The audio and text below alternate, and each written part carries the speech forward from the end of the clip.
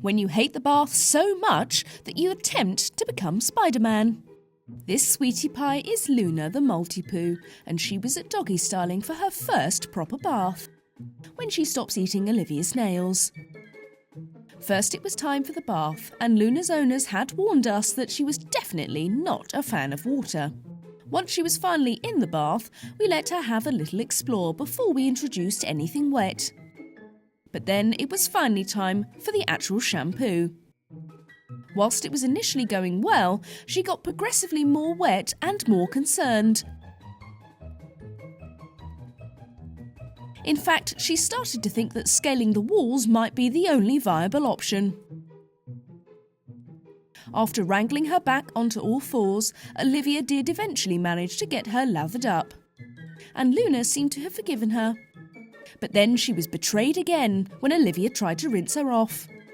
And to add to the indignity, it was time for shampoo number 2.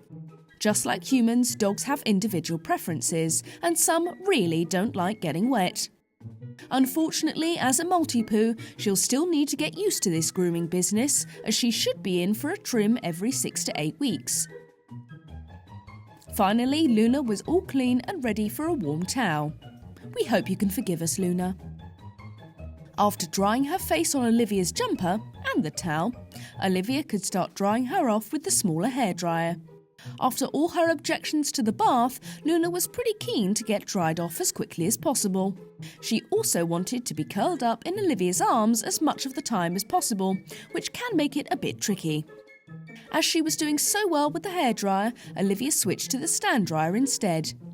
Although it's a bit louder, it's got quite a gentle airflow and tends to be much warmer, so most puppies tend to prefer it.